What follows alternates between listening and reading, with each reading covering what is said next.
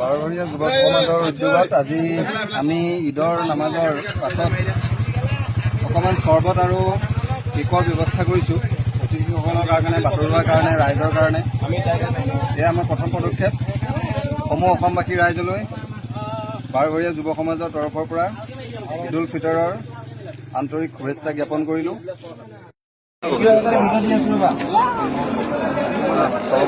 এয়া শ্বৰীফ আহমেদ, এখেতে ৰাইজক চৰবত খুৱাই আছে।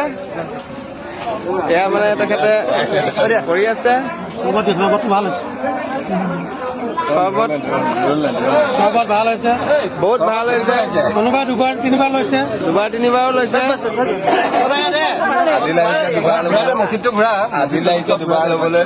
আমাৰ ডেকাসকলে এইটো এটা ভাল পদক্ষেপ লৈছে, ভাল পাইছো। আৰু তেওঁলোকে মছজিদখনো আবাদ কৰিব।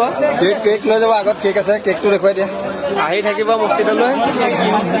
শ্বৰীফ আহমেদে মছজিদলৈ নাহিলেও নাই, চাহ খাবলৈ আহিব, সদায় আহি থাকিব। এয়া যে খুৱাইছে আপোনালোকক, সেইটো কাৰণে খুৱাইছে যে আকৌ আহি থাকে। মছজিদলৈ আহিবলৈ খুৱাই আছে। এয়া আমাৰ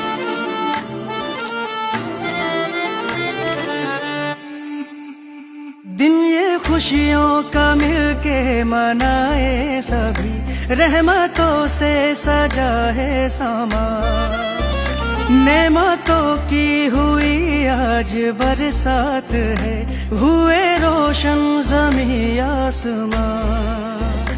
रोजेदारों को ये रब का इनाम है, दिन हमारा ये मेहमान है। मुबारक ईद मुबारक, मुबारक ईद मुबारक, मुबारक ईद मुबारक हो, मुबारक ईद मुबारक, मुबारक ईद मुबारक, मुबारक ईद मुबारक, मुबारक ईद मुबारक हो, मुबारक ईद मुबारक।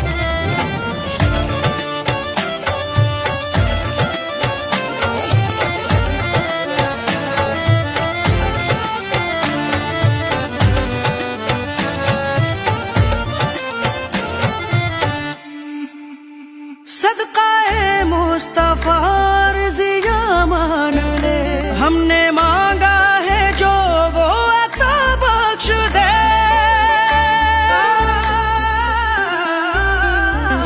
माहे रमजान में दी जो कुर्बानियाँ, हम गुनाहगारों को तू जज़ा बख्श दे, हम गुनाहगारों को तू जज़ा बख्श दे।